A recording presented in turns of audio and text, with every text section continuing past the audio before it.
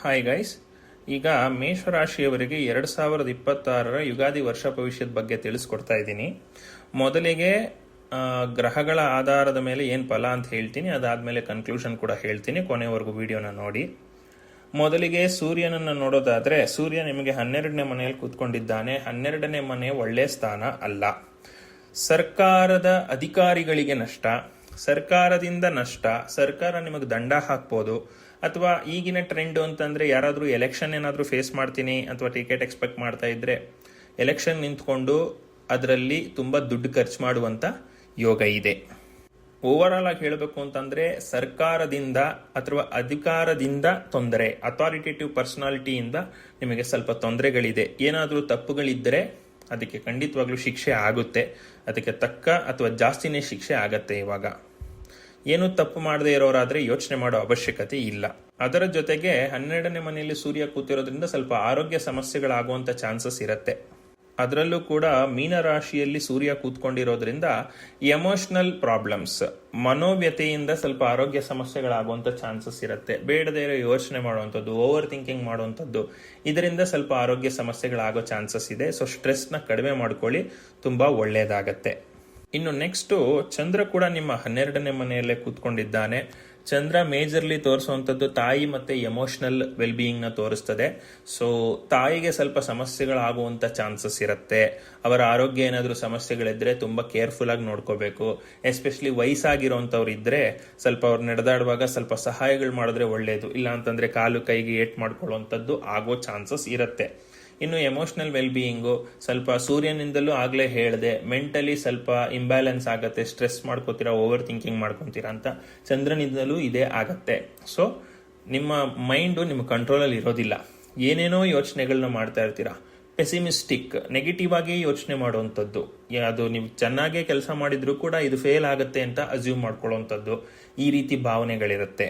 Idle mind is devil's workshop ಅಂತ ಮೊದಲೇ ಹೇಳ್ತಾರೆ. ಖಾಲಿ ಕೂತ್ಕೊಂಡ್ರೆ ಯಾವಾಗಲೂ ಕೆಟ್ಟ ಯೋಚನೆ ಬಂದು ಏನಾದರೂ ಇನ್ನಷ್ಟು ಸಮಸ್ಯೆಗಳನ್ನ ಮಾಡ್ಕೋತೀರಿ. ಆ ಕಾರಣದಿಂದ ನೀವು ಏನಾದರೂ ಕೆಲಸದಲ್ಲಿ ತೊಡಗಿಸ್ಕೊಂಡ್ಬಿಟ್ರೆ ತುಂಬ ಒಳ್ಳೆಯದು ಅಂತ ಹೇಳ್ತೀನಿ. ಮತ್ತು ನೀರಿನಿಂದ ಸ್ವಲ್ಪ ಆರೋಗ್ಯ ಸಮಸ್ಯೆಗಳಾಗುವಂಥ ಚಾನ್ಸಸ್ ಇರುತ್ತೆ.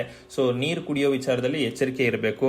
ಎಲ್ಲಾದರೂ ಹೊರಗಡೆ ಹೋದಾಗ ನೀರನ್ನು ಬಳಸಿದ್ರೆ ಆ ಕ್ವಾಲಿಟಿ ಆಫ್ ದಿ ವಾಟರ್ನ ಚೆಕ್ ಮಾಡಿಕೊಂಡು ಬಳಸಿದ್ರೆ ತುಂಬ ಒಳ್ಳೆಯದು. ಮತ್ತು ನೀರಿನಿಂದ ಸಮಸ್ಯೆ ಅಂತಂದರೆ ಡಿಹೈಡ್ರೇಷನ್ ಕೂಡ ಸಮಸ್ಯೆ ಆಗ್ಬೋದು.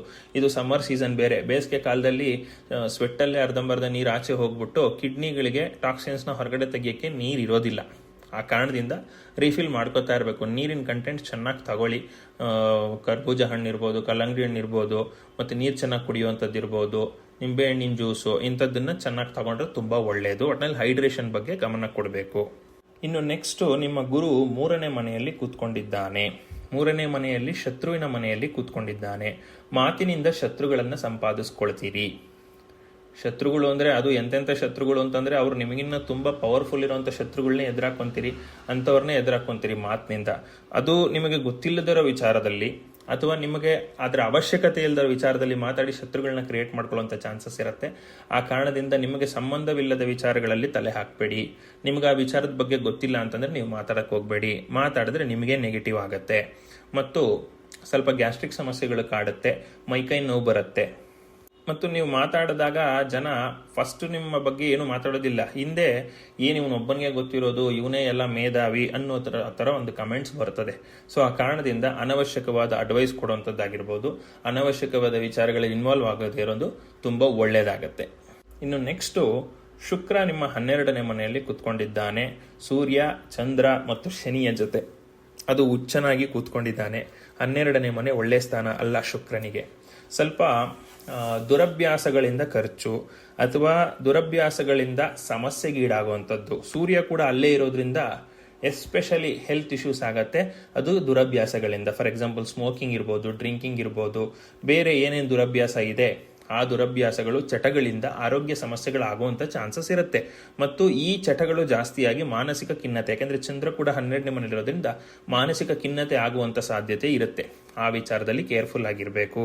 ಆಯಿತಾ? ದುರಭ್ಯಾಸಗಳಿದ್ದರೆ ಅದನ್ನು ಕಂಟ್ರೋಲ್ ಅಂತಲ್ಲ, ಅದನ್ನು ಬಿಟ್ಟುಬಿಡೋದೇ ತುಂಬ ಒಳ್ಳೆಯದು. ಇದು ಜನರಲ್ ಆಗು ಹೇಳೋದು ಅಂತಂದರೆ ಕುಡಿಯೋದು, ಸ್ಮೋಕ್ ಮಾಡುವಂಥದ್ದು, ಬೇರೆ ಚಟಗಳನ್ನ ಇಟ್ಕೊಳ್ಳೋದು, ಇದನ್ನು ಬಿಟ್ಬಿಟ್ರೆ ತುಂಬ ಒಳ್ಳೆಯದು. ಮತ್ತು ಶೋಕಿಗಾಗಿ ಸಾಲ ಮಾಡುವಂಥದ್ದು, ಯಾರೋ ಬೈಕ್ ತೊಗೊಂಡ್ರು ನಾನು ಬೈಕ್ ತೊಗೋಬೇಕು, ಯಾರೋ ಐಫೋನ್ ತೊಗೊಂಡ್ರು ನಾನು ಐಫೋನ್ ತೊಗೋಬೇಕು, ಅವ್ರು ಆ ಥರ ಮಜಾ ಮಾಡ್ತಿದ್ದಾರೆ ನಾನು ಮಾಡಬೇಕು. ಈ ರೀತಿಯಿಂದ ಖರ್ಚುಗಳು ಜಾಸ್ತಿ ಆಗುವಂಥ ಸಾಧ್ಯತೆ ಇರುತ್ತೆ. ಅನವಶ್ಯಕ ವಿಚಾರಗಳಿಗೆ ಖರ್ಚು ಮಾಡೋ ಚಾನ್ಸಸ್ ಇರುತ್ತೆ, ಅದಕ್ಕೆ ಕಡಿವಾಣ ಹಾಕಬೇಕಾಗುತ್ತೆ.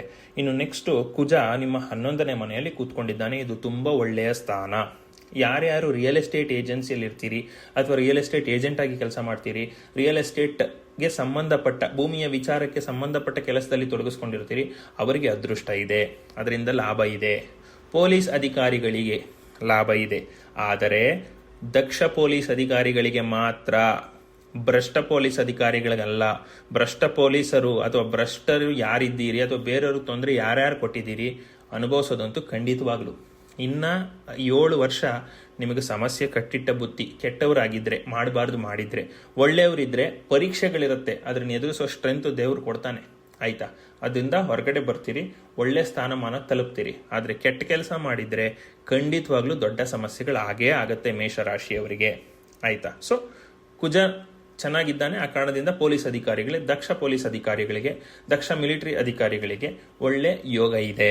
ಮನೆ ಕಟ್ಟೋ ಯೋಗ ಇದೆ, ಭೂಮಿ ಖರೀದಿ ಮಾಡೋ ಯೋಗ ಇದೆ, ಮತ್ತು ಪೆಟ್ರೋಲು, ಡೀಸೆಲ್ಲು, ಮೆಟಲ್ಲು, ಕಬ್ಬಿಣದ ಅಂಶಗಳು, ಸಿಮೆಂಟು, ಕನ್ಸ್ಟ್ರಕ್ಷನ್ ಮೆಟೀರಿಯಲ್ಸ್ ಇದನ್ನ ಸೇಲ್ ಮಾಡೋರಿಗೆ ಲಾಭ ಇದೆ. ಯಾವುದೋ ಲ್ಯಾಂಡ್ನ ಸೇಲ್ಗಿಟ್ಟಿದ್ದೀರಿ, ಸೇಲ್ ಆಗ್ತಾ ಇಲ್ಲ, ಲಿಟಿಗೇಷನ್ ಆಗಿದೆ, ಯಾವಾಗ ಅಗ್ರಿಮೆಂಟ್ ಹಾಕೊಂಡು 10 ವರ್ಷ ಆಯಿತು, ಇನ್ನೂ ಸರಿ ಹೋಗಲಿಲ್ಲ, ಈಗ ಸರಿ ಹೋಗುತ್ತೆ. ಆದರೆ ನೀವು ಕರೆಕ್ಟಾಗಿರಬೇಕು, ನೀವು ನ್ಯಾಯವಾಗಿರಬೇಕು. ಆ ಥರ ಇದ್ರೆ ಸರಿ ಹೋಗುತ್ತೆ. ನೀವು ತಪ್ಪಾಗಿದ್ದರೆ ₹1 ಜಾಗದಾಗ ₹10 ಹೋಗುತ್ತೆ, ಅಷ್ಟಂತೂ ಖಂಡಿತವಾಗ್ಲೂ ಹೇಳ್ತೀನಿ. ಇನ್ನು ನೆಕ್ಸ್ಟ್ ಬುಧ ಕೂಡ ನಿಮ್ಮ 11ನೇ ಮನೆಯಲ್ಲಿ ಕೂತ್ಕೊಂಡಿದ್ದಾನೆ. ಇದು ತುಂಬಾ ಒಳ್ಳೆಯ ಸ್ಥಾನ. ಮಾತಿನಿಂದ ಲಾಭ. ಆಗಲೇ ಹೇಳಿದೆ, ಗುರುವಿನಿಂದ ಮಾತಿನಿಂದ ನಷ್ಟ ಅಂತ. ಮಾತಿನಿಂದ ನಷ್ಟವೂ ಉಂಟು, ಮಾತಿನಿಂದ ಲಾಭವೂ ಉಂಟು. ಬೇಡದೇ ಇರೋ ವಿಚಾರ ಮಾಡಿದ್ರೆ ಬೇಡದೇ ಇರೋ ಫಲ ನಿಮಗೆ ಸಿಗುತ್ತೆ. ಬೇಕಾಗಿರೋ ವಿಚಾರದ ಬಗ್ಗೆ ನಿಮ್ಮ ಎಫರ್ಟ್ಸ್ ಹಾಕಿದ್ರೆ ಬೇಕಾಗಿರೋ ಫಲ, ಒಳ್ಳೆ ಫಲ ನಿಮಗೆ ಸಿಗತ್ತೆ. ಸೊ ಬಿಸ್ನೆಸ್ ಮೈಂಡೆಡ್ ಆಗಿ ಯೋಚನೆ ಮಾಡಿ, ಅದು ಕರೆಕ್ಟ್ ಆಗಿರ್ಬೇಕಷ್ಟೇ ಯೋಚನೆ. ಬೇರೆಯವ್ರು ಹಾಳಾದ್ರೂ ಪರವಾಗಿಲ್ಲ, ನನಗೆ ಲಾಭ ಆಗಬೇಕು ಅಲ್ಲ. ನಾನು ಬಿಸ್ನೆಸ್ ಮಾಡಬೇಕು, ನಾನು ಬೆಳಿಬೇಕು, ನಾನು ಲಾಭ ಮಾಡ್ತಾ ಇದ್ದೀನಿ, ನ್ಯಾಯವಾದ ರೀತಿಯಲ್ಲಿ ನಾನು ಮಾಡ್ತೀನಿ ಅನ್ನೋ ಯೋಚನೆ ಮಾಡುವಂಥ ಬಿಸ್ನೆಸ್ ಪೀಪಲ್ಗೆ ತುಂಬ ಒಳ್ಳೆಯ ಸ್ಥಾನ ಇದೆ. Communication, electrical, electronics, printing and media ಮತ್ತು ಎಸ್ಪೆಷಲಿ ಆರ್ಟಿಫಿಷಿಯಲ್ ಇಂಟೆಲಿಜೆನ್ಸ್, ಇವಾಗ ಇದರಲ್ಲೆಲ್ಲವೂ ಲಾಭ ಇದೆ. ಅದನ್ನು ಕಂಟಿನ್ಯೂ ಮಾಡಿ. IT ಸೆಕ್ಟರಲ್ಲಿ ಪ್ರಮೋಷನ್ ಎಲ್ಲವೂ ಸಿಗೋ ಚಾನ್ಸಸ್ ಇದೆ. ಇನ್ನು ನೆಕ್ಸ್ಟು ಶನಿ ನಿಮ್ಮ 12ನೇ ಮನೆಯಲ್ಲಿ ಇದ್ದಾನೆ. ಅದು ಒಳ್ಳೆಯ ಸ್ಥಾನ ಅಲ್ಲ. ಸೂರ್ಯ, ಶುಕ್ರ ಮತ್ತು ಚಂದ್ರನ ಜೊತೆಯಲ್ಲೇ ಕೂತ್ಕೊಂಡಿದ್ದಾರೆ. ಶನಿ 12ನೇ ಮನೇಲಿ ಕೂತ್ಕೊಂಡಿರೋದು ತುಂಬ ಬ್ಯಾಡ್ ಪೊಸಿಷನ್ನೇ. ಜೊತೆಯಲ್ಲಿ ನಿಮ್ಮ ರಾಶಿಯ ಅಧಿಪತಿಯು ಶನಿಯು ಪರಮ ಶತ್ರುಗಳು. ಆ ಕಾರಣದಿಂದ ತುಂಬಾ ಕೇರ್ಫುಲ್ ಆಗಿರಬೇಕು. ಕರ್ಮಫಲದಾತ ಶನಿ. ನೀವು ತಪ್ಪು ಮಾಡಿದರೆ ಶಿಕ್ಷೆ ಖಂಡಿತ. ನಾನು ಬೇರೆ ಇನ್ನೇನು ಹೇಳೋದಕ್ಕೆ ಹೋಗಲ್ಲ ಜಾಸ್ತಿ, ಯಾಕಂದರೆ ಪ್ರತಿ ವಿಡಿಯೋದಲ್ಲೂ ನಾನು ಹೇಳ್ತಾನೆ ಬರ್ತಾ ಇದ್ದೀನಿ, ಮೇಷರಾಶಿಯವರಿಗೆ ತಪ್ಪು ಮಾಡಿರೋರು ಶಿಕ್ಷೆ ಅನುಭವಿಸ್ತೀರಿ ಅಂತ. ತಪ್ಪು ಮಾಡಿಲ್ಲ ಅಂದರೆ ಪರೀಕ್ಷೆಗಳಾಗತ್ತೆ. ಶನಿ ನಿಮ್ಮನ್ನು ಪರೀಕ್ಷೆ ಮಾಡ್ತಾನೆ, ತುಂಬ ಕಷ್ಟ ಕೊಟ್ಟು ಪರೀಕ್ಷೆ ಮಾಡ್ತಾನೆ, ಆದರೆ ಕೊನೆಯಲ್ಲಿ ಕೈ ಹಿಡಿತಾನೆ. ಆದರೆ ತಪ್ಪು ಮಾಡಿರೋರಿಗೆ ಇಷ್ಟು ದಿನನೂ ಸುಖ ಅನುಭವಿಸಿರ್ಬೋದು, ಆದರೆ ಈಗ ಆ ದೇವರು ನಿಮ್ಮ ಕೈ ಬಿಡುವಂಥ ಸಮಯ ಬಂದಿದೆ. ಮಾಡಿರೋ ತಪ್ಪಿಗೆ ಶಿಕ್ಷೆ ಅನುಭವಿಸ್ತೀರಿ. ಆರೋಗ್ಯ ವಿಚಾರದಲ್ಲಿ ತುಂಬ ಕೇರ್ಫುಲ್ ಆಗಿರಬೇಕು. ವಾಹನ ಚಲಾವಣೆಯಲ್ಲಿ ತುಂಬ ಕೇರ್ಫುಲ್ ಆಗಿರಬೇಕು. ಎಸ್ಪೆಷಲಿ ಈ ಮಕ್ಕಳು ಯಾರಿರ್ತಾರೆ ಮತ್ತು ಈ ಕ್ರೇಜಿ ಪೀಪಲ್, ಎಸ್ಪೆಷಲಿ ಈ ಸ್ಟೂಡೆಂಟ್ಸ್ ಅವರೆಲ್ಲ ಈ ವೀಲಿಂಗು ಅದೆಲ್ಲ ಮಾಡ್ತಾರಲ್ಲ, ಸ್ಕಿಡ್ ಮಾಡ್ತೀನಿ, ವೆಹಿಕಲ್ನ ವೀಲಿ ಮಾಡ್ತೀನಿ, ಸ್ಟಾಪಿ ಮಾಡ್ತೀನಿ, ಮತ್ತು 360 ಟರ್ನ್ಸ್ ಮಾಡ್ತೀನಿ, ಅದು ಇದು ಏನೇನೋ ಮಾಡ್ತಾರಲ್ಲ ವೆಹಿಕಲ್ಸ್ನಲ್ಲಿ, ಅದರಲ್ಲಿ ಸಮಸ್ಯೆ ಆಗಿ ಪ್ರಾಣಕ್ಕೆ ತೊಂದರೆ ಬಂದರೂ ಆಶ್ಚರ್ಯ ಇಲ್ಲ. ಆ ಥರ ಯಾರಾದರೂ ದುರಭ್ಯಾಸ ಅಥವಾ ಶೋಕಿ ಇದ್ದರೆ ಅದನ್ನು ಬಿಟ್ಬಿಟ್ರೆ ತುಂಬ ಒಳ್ಳೆಯದು. ವಾಹನಗಳಿಂದ ಸಮಸ್ಯೆ ಆಗೋ ಚಾನ್ಸಸ್ ಇದೆ. ಇನ್ನು ನೆಕ್ಸ್ಟು ರಾಹು ನಿಮ್ಮ 11ನೇ ಮನೆಯಲ್ಲಿ ಗೋಚಾರ ಮಾಡ್ತಾನೆ. ಇದು ತುಂಬ ಒಳ್ಳೆಯ ಗೋಚಾರ. ಫಾರಿನ್ ಕಂಟ್ರೀಸಿಂದ ಲಾಭ. ಯಾರು ಫಾರಿನ್ ಕಂಟ್ರಿಗೆ ಹೋಗಿ ಕೆಲಸ ಮಾಡಬೇಕು ಅಂತಂತಿದ್ದೀರಿ ಅವರಿಗೆ ಫಾರಿನ್ ಆಪರ್ಚುನಿಟಿ ಸಿಗುತ್ತೆ. ಆದರೆ ಪರ್ಸನಲ್ ಒಪಿನಿಯನ್ನು, ಈಗಿನ ಒಂದು ಗ್ಲೋಬಲ್ ಟ್ರೆಂಡ್ಸು, ಜಿಯೋಪೊಲಿಟಿಕಲ್ ಥಿಂಗ್ಸು ನಡೀತಾ ಇರೋದು ನೋಡಿದ್ರೆ ಫಾರಿನ್ ಕಂಟ್ರಿಗೆ ಹೋಗೋದಕ್ಕಿಂತ ನಮ್ಮ ದೇಶದಲ್ಲೇ ಇದ್ದುಕೊಂಡು ಜೀವನ ನಡೆಸೋದು ತುಂಬ ಒಳ್ಳೆಯದು ಅನಿಸುತ್ತೆ. ಬಟ್ ಕೆಲವರಿಗೆ ಮಹತ್ವಾಕಾಂಕ್ಷೆ ಇರುತ್ತೆ ಜೀವನದಲ್ಲಿ, ನಾನು ಬೇರೆ ದೇಶದಲ್ಲಿ ಹೋಗಿ ದುಡಿಬೇಕು, ಸಂಪಾದನೆ ಮಾಡಬೇಕು, ನನ್ನ ಹೆಸರು ಸಂಪಾದಿಸಬೇಕು. ಖಂಡಿತವಾಗ್ಲೂ ಈಗ ಅದರಿಂದ ಆಪರ್ಚುನಿಟಿ ನಿಮಗಿದೆ. ಎಸ್ಪೆಷಲಿ IT, ರಿಸರ್ಚು, ಈ space, technology, air space, engineering ಮತ್ತು ಮೆಕಾಟ್ರಾನಿಕ್ಸು, ಹೈ ಲೆವೆಲ್ ಇಂಜಿನಿಯರಿಂಗು, ಇಂಥದ್ರಲ್ಲೆಲ್ಲ ನಿಮ್ಗೆ ಆಪರ್ಚುನಿಟಿ ಸಿಗುವಂಥ ಚಾನ್ಸಸ್ ಇರುತ್ತೆ. ಫಿಸಿಕ್ಸ್ ರಿಸರ್ಚು ಇದರಲ್ಲೆಲ್ಲ ಬರ್ತದೆ. ಅಂಥದ್ರಲ್ಲಿ ನಿಮ್ಗೆ ಒಳ್ಳೆ ಲಾಭ ಇದೆ. ಇವಾಗ ಪ್ರಯತ್ನ ಮಾಡಿ. ಕೇತು ನಿಮ್ಮ 5ನೇ ಮನೆಯಲ್ಲಿ ಗೋಚಾರ ಮಾಡ್ತಿದ್ದಾನೆ. ಇದು ಒಳ್ಳೆಯ ಕಾಂಬಿನೇಷನ್ ಅಲ್ಲ. ಕೇತು 5ನೇ ಮನೆಯಲ್ಲಿ ಕೂತಿರೋದ್ರಿಂದ ಮಕ್ಕಳ ವಿಚಾರದಲ್ಲಿ ತುಂಬಾನೇ ಕೇರ್ಫುಲ್ ಆಗಿರಬೇಕು. ನೀವು ತುಂಬ ಸ್ಟ್ರೆಸ್ಫುಲ್ ಆಗಿ ಕೆಲಸದ ವಿಚಾರದಲ್ಲಿ ಗಮನ ಕೊಡ್ತಾ ಇರೋ ಸಮಯದಲ್ಲಿ ಮಕ್ಕಳ ಬಗ್ಗೆ ಗಮನ ಕೊಡಲಿಲ್ಲ ಅಂದರೆ ಅವರಿಗೆ ತೊಂದರೆ ಆಗೋ ಚಾನ್ಸಸ್ ಇರುತ್ತೆ. ಇನ್ನು ನೀವೇ ಎಜುಕೇಷನ್ ಮಾಡ್ತಾ ಇದ್ರೆ ಪರ್ಸ್ಯೂ ಮಾಡ್ತಾ ಇದ್ರಿ, ಏನಾದರೂ ಇರ್ಬೋದು, ಅದು ಬೇಸಿಕ್ ಎಜುಕೇಷನ್ ಇರ್ಬೋದು, ಅಡ್ವಾನ್ಸ್ಡ್ ಎಜುಕೇಷನ್ ಇರ್ಬೋದು, ಡಾಕ್ಟರೇಟೇ ಇರ್ಬೋದು, ಸ್ವಲ್ಪ ಎಜುಕೇಷನಲ್ಲಿ ಸಮಸ್ಯೆಗಳಾಗುವಂಥ ಚಾನ್ಸಸ್ ಇರುತ್ತೆ, ಸಡನ್ ಆಗಿ ಓದಿರೋದು ಮರ್ತೋಗುವಂಥ ಚಾನ್ಸಸ್ ಇರುತ್ತೆ, ಅಥವಾ ಏನನ್ನೋ ಮರೆತು ಎಕ್ಸಾಮ್ ಆಗಿ ಹೋಗುವಂಥ ಚಾನ್ಸಸ್ ಇರುತ್ತೆ, ಆಲ್ ಟಿಕೆಟ್ ಬೇಕಾಗಿರೋ ವಸ್ತುನೇನೋ ಮರ್ತೋಗುವಂಥ ಚಾನ್ಸಸ್ ಇರುತ್ತೆ. ಸೊ ಕ್ರಾಸ್ ವೆರಿಫೈ ಮಾಡಿಕೊಂಡು ನಂತರ ಎಕ್ಸಾಮ್ ಹಾಲ್ಗೆ ಹೋಗೋದು ತುಂಬ ಒಳ್ಳೆಯದು. ಆಯಿತಾ? ಇದಿಷ್ಟು ಗ್ರಹಗಳ ಆಧಾರಿತವಾಗಿ ಫಲ. ಟೋಟಲ್ ಆಗಿ ಹೇಳಬೇಕು ಅಂದರೆ ಮೇಷರಾಶಿಯವರಿಗೆ ಆರೋಗ್ಯ ವೆಚ್ಚದಲ್ಲಿ ಎಚ್ಚರಿಕೆ ಇರಬೇಕು. ಯೋಚನೆ ಮಾಡೋ ವಿಚಾರದಲ್ಲಿ ಒಂದು ಒಳ್ಳೆ ರೀತಿ ಯೋಚನೆ ಮಾಡಬೇಕು. ನೆಗೆಟಿವ್ ಆಗಿ ಯೋಚನೆ ಮಾಡೋದನ್ನ ಬಿಟ್ಬಿಡ್ಬೇಕು. ಹಾಗಂತ ಅಂದ್ಬಿಟ್ಟು ಮಾಡಬಾರ್ದೆಲ್ಲ ಮಾಡ್ಬಿಟ್ಟು ನಾನು ಒಳ್ಳೇದು ಆಗುತ್ತೆ ನನಗೆ ಅಂತಂದ್ರೆ ನೀವೇನು ಮಾಡಿದ್ರು ಒಳ್ಳೇದಾಗಲ್ಲ. ಸೊ ನೀವೆಲ್ಲ ಒಳ್ಳೆ ಕೆಲಸ ಮಾಡ್ತಾ ಇದ್ದೀರಾ, ನಿಮ್ಮ ದೇವರು ನೀವು ನಡೆಸ್ದಂಗೆ ನಡೀತಾ ಇದ್ದೀರಾ, ಏನು ತೊಂದರೆ ಇಲ್ಲ, ನಾನು ಯಾರಿಗೂ ತೊಂದರೆ ಕೊಟ್ಟಿಲ್ಲ, ಆದರೂ ಇಷ್ಟು ಕಷ್ಟ ಇದೆ, ಪರವಾಗಿಲ್ಲ. ನೆಗೆಟಿವಿಟಿನ ಬಿಟ್ಟು ಪಾಸಿಟಿವ್ ಆಗಿರಿ, ಆಪ್ಟಿಮಿಸ್ಟಿಕ್ ಆಗಿರಿ, ಹೋಪ್ ಇಟ್ಕೊಳ್ಳಿ, ನಿಮಗೆ ಒಳ್ಳೇದಾಗತ್ತೆ. ಆಯ್ತಾ? ಭೂಮಿಯಿಂದ ಲಾಭ ಇದೆ, ಕಮ್ಯುನಿಕೇಷನ್ ಇಂದ ಲಾಭ ಇದೆ, ಫಾರಿನ್ ಕಂಟ್ರೀಸ್ಗೆ ಹೋಗಿ ಬರುವ ಯೋಗ ಇದೆ, ಪಿತ್ರಾರ್ಜಿತ ಆಸ್ತಿ ಸಿಗೋ ಯೋಗ ಕೂಡ ಇದೆ. ಇದಿಷ್ಟು ಮೇಷರಾಶಿಯವರ 2026 ವರ್ಷ ಭವಿಷ್ಯ. ಆಯ್ತಾ? ಇದಿಷ್ಟು ಜನರಲ್ ಪ್ರಿಡಿಕ್ಷನ್ಸ್ ಆಗಿರುತ್ತೆ. ನಿಮಗೆ ಪರ್ಸನಲ್ ಪ್ರಿಡಿಕ್ಷನ್ಸ್ ತಗೊಂಡ್ರೆ ಬೆಟರ್ ಇರುತ್ತೆ. ಯಾಕೆ ಅಂತಂದ್ರೆ ನಿಮ್ಮ ಗ್ರಹಗಳು ಯಾವುದು ಸ್ಟ್ರಾಂಗ್ ಇದೆ, ವೀಕ್ ಇದೆ ಅನ್ನೋದ್ರ ಮೇಲೆ ಅದರ ಪರಿಹಾರ ಏನು ಮಾಡ್ಕೋಬೇಕು ಅಂತ ಮಾಡ್ಕೊಂಡ್ರೆ ತುಂಬಾ ಒಳ್ಳೇದಾಗ್ತದೆ. ಇದನ್ನೆಲ್ಲ ಮಾಡಬೇಕು ಅಂದ್ರೆ ನೀವು ಜನ್ಮಜಾತಕ ಪರಿಶೀಲನೆ ಮಾಡಿಸ್ಕೋಬೇಕು. ನುರಿತ ಜ್ಯೋತಿಷಿ ಹತ್ರ ಪರಿಶೀಲನೆ ಮಾಡಿಸ್ಕೊಂಡು ರೆಮಿಡೀಸ್ ಅವಶ್ಯಕತೆ ಇದ್ರೆ ಮಾಡಿಸ್ಕೊಳ್ಳಿ. ಇಲ್ಲ ನಾನು ಕೂಡ ಪ್ರಿಡಿಕ್ಷನ್ಸ್ ಕೊಡ್ತೀನಿ, ನಿಮ್ಗೆ ಅವಶ್ಯಕತೆ ಇದ್ದಲ್ಲಿ ಸ್ಕ್ರೀನ್ ಮೇಲೆ ಕಾಣ್ತಿರೋ ನಂಬರ್ ಅಥವಾ ಇಮೇಲ್ ಮೂಲಕ ನನ್ನನ್ನು ಕಾಂಟ್ಯಾಕ್ಟ್ ಮಾಡ್ಬೋದು. Thank you.